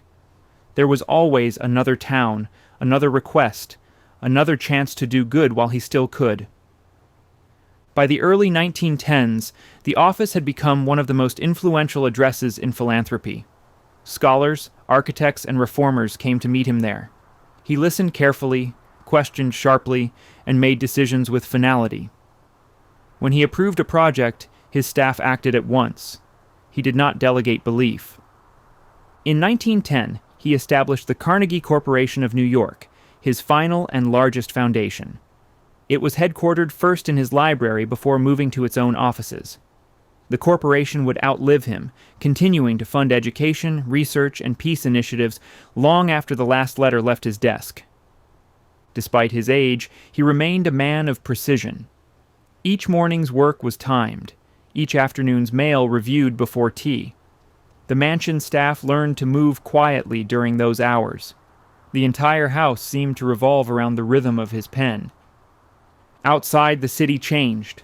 Automobiles replaced carriages, skyscrapers rose along Fifth Avenue, and electricity filled the night. But inside the library, time held steady. The same oak walls, the same careful handwriting, the same conviction that ideas, not wealth, were the real inheritance of mankind.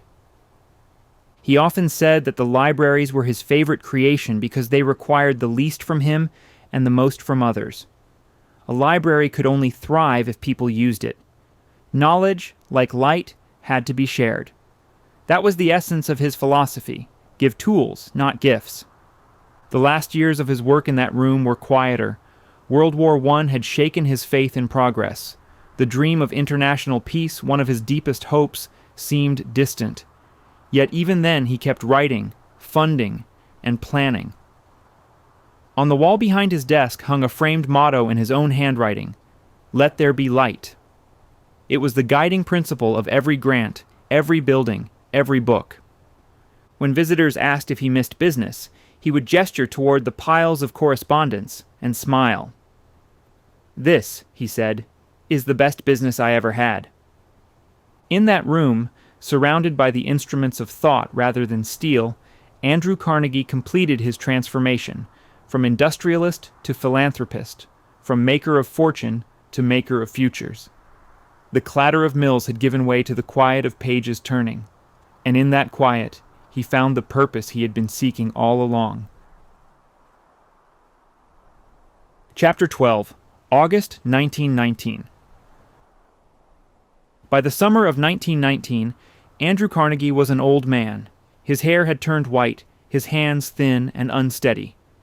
Yet the brightness in his eyes, the restless curiosity that had driven him from a Scottish weaving town to the heights of American industry, still lingered. He was 83 years old, retired from business, surrounded by his family, and fading quietly from public life. He spent those last months at Shadowbrook, the family's Massachusetts estate. The air there was softer than in New York, and the hills reminded him faintly of Scotland. Mornings were spent in the garden or reading in the sunroom. Visitors were few, limited to close friends and members of his philanthropic trusts. The world was still reeling from the Great War, and he followed its aftermath with sorrow. His dream of a lasting peace built on reason and cooperation had shattered in the noise of artillery. He rarely spoke of it now, but letters from that summer show a man coming to terms with disappointment, yet still unwilling to surrender hope. Louise remained by his side, gentle but watchful. She managed the household as she always had, seeing to his comfort, protecting his rest, keeping the correspondence in order.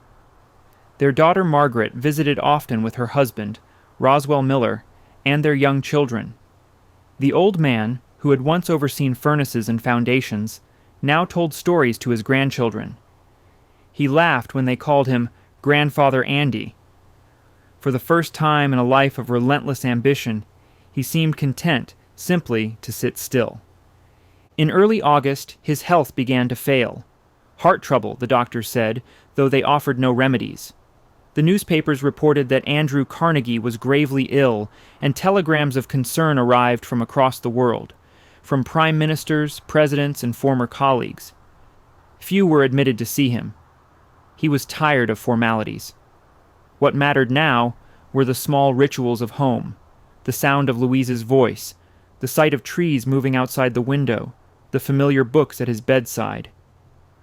He died quietly on the morning of August 11, 1919, with Louise beside him.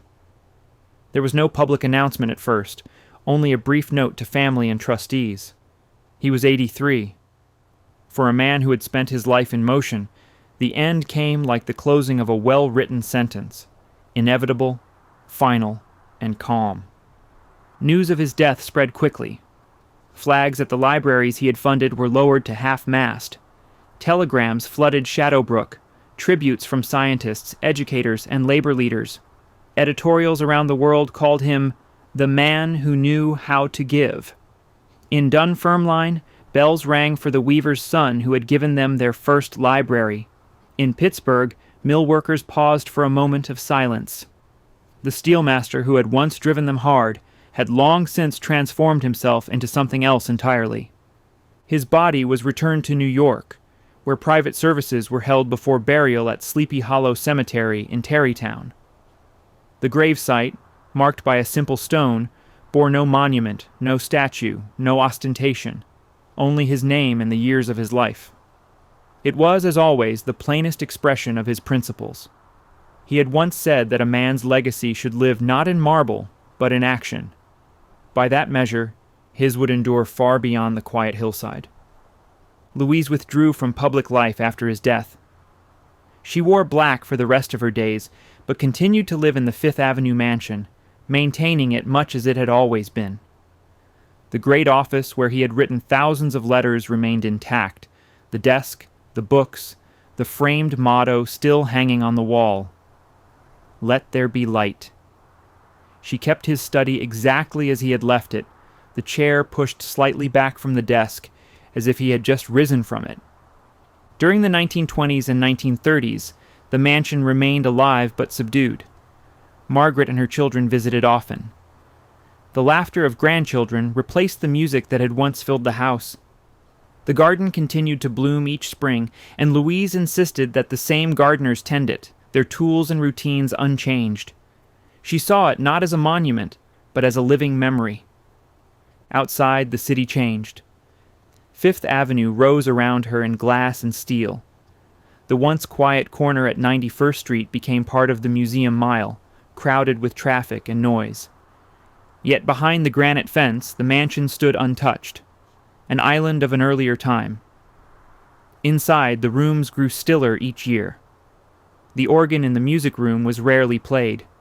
The dining room saw fewer guests. But light continued to fall across the library shelves, just as it had when Andrew sat there working on his letters. Louise aged gracefully. Her face grew thinner, her hair silver, but her mind remained sharp. She continued to oversee the Carnegie Foundations, reviewing reports and meeting trustees when needed. Though she preferred privacy, she never ceased to guard her husband's legacy. She considered herself the custodian of his ideals, as much as of his house. In later years, photographs show her with her grandchildren in the garden, an elderly woman in black, surrounded by children playing under the same trees that once shaded their mother. She smiled rarely for the camera, but those who knew her said she took quiet joy in those moments. The house that had begun as a symbol of restraint had become a vessel of continuity. By the time she died in 1946, the world around her had been remade by 2 wars and a new generation of industry. The mansion, still intact, passed eventually into the care of the Cooper Hewitt family, and later became the Cooper Hewitt Smithsonian Design Museum, preserving both the architecture and the spirit of innovation that defined its builder. Carnegie's fortune was long gone from private hands, dispersed across the globe through universities, libraries, and foundations. His name appeared not on bank ledgers, but on facades, title pages, and plaques in reading rooms from Dunfermline to Delhi. He had fulfilled his promise, to die poor, having returned his wealth to the world. At Shadowbrook, the house where he drew his last breath burned to the ground in 1956, leaving only stone steps and memories. But at Sleepy Hollow, his grave remained untouched, shaded by trees and surrounded by quiet. Visitors still come, some out of admiration, others out of curiosity. Most leave a single word in the guest book: thank you. If he could have read those notes, he might have smiled. For all his ambition, all his belief in progress, Carnegie had never sought gratitude. He wanted only proof that his faith in humanity had not been misplaced. The libraries, the institutions, the music halls, and the ideas he funded were his answer to that question. In the end, his life traced a perfect circle, from a poor boy borrowing books to a man who built libraries for the world. From the clang of mills to the silence of peace, from the hunger for success to the generosity of understanding, August 11th, 1919 did not end the story. It merely completed it. Chapter 13. From Mansion to Museum. When Andrew Carnegie died in 1919, his house at 91st Street stood silent, a monument to restraint in an age of extravagance. But time has a way of reshaping even the most private spaces. Over the next half-century, the mansion would evolve from a family residence into something its builder would have admired, a place of learning, open to the public, dedicated to design and progress.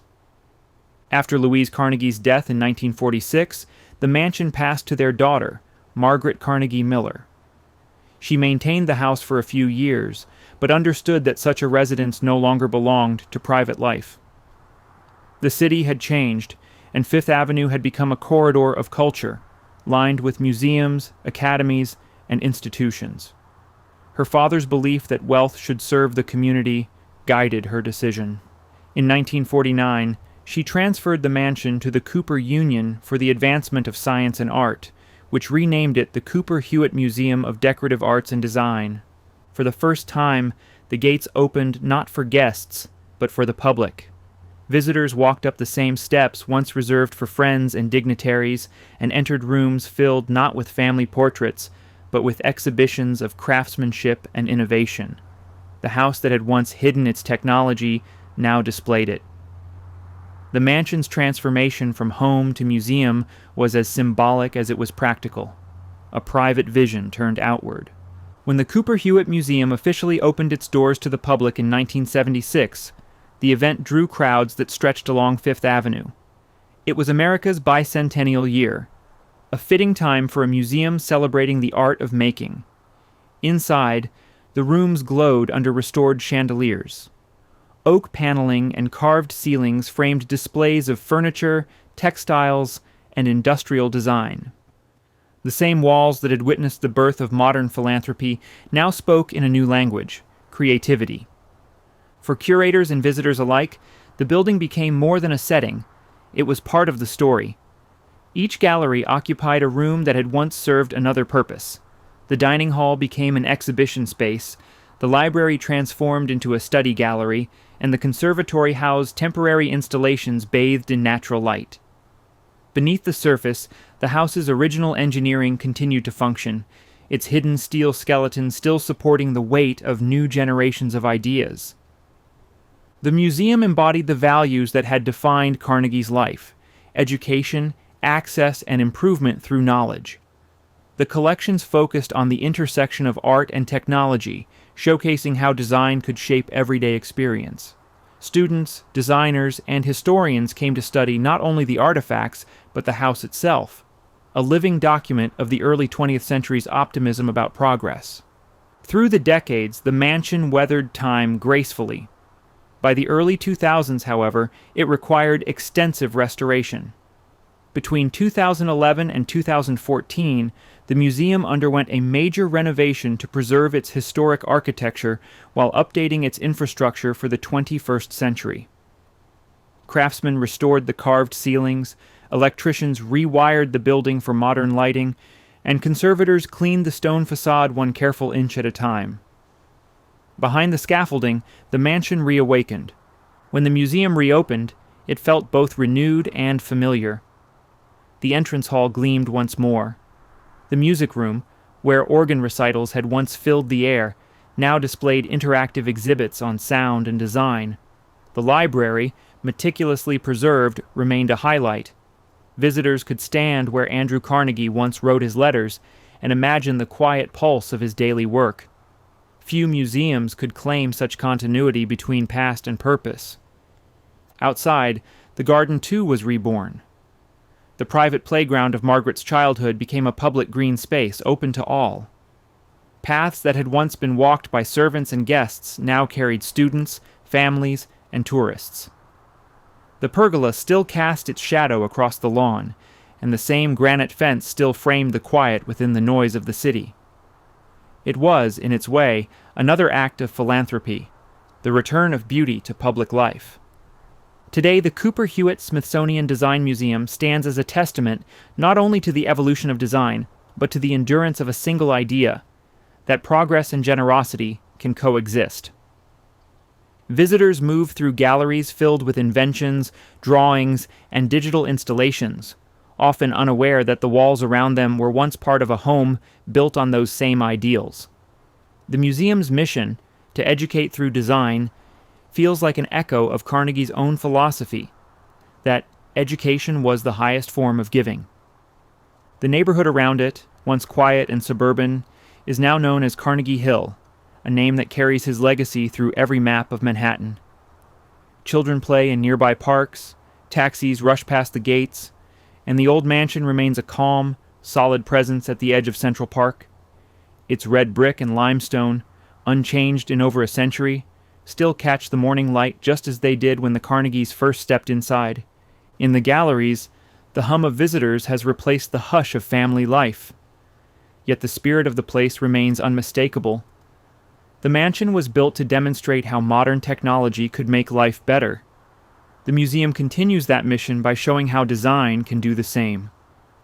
What was once private now belongs to everyone, a transformation Carnegie himself would have called the ultimate success.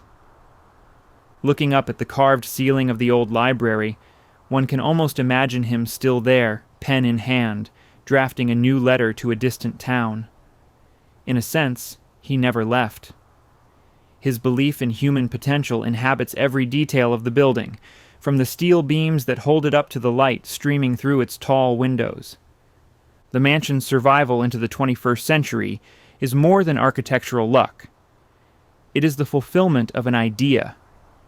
It began as a home, became a symbol, and now stands as a museum that educates, inspires, and reminds visitors that generosity is also a form of design, the shaping of a better world. Outside, the garden remains open, green against the city's stone. Children run where once Margaret played. Adults rest on benches where Andrew and Louise once walked. The walls still protect a small piece of quiet in Manhattan, a reminder that progress does not always mean building higher, but building with purpose. The man who had once promised to give away his fortune could hardly have imagined a more fitting legacy. The mansion he called Plain has become a beacon of imagination, and in the hush of its galleries, among the hum of voices and the click of footsteps on oak floors, his old motto still seems to linger in the air, soft, unspoken, eternal. Let there be light.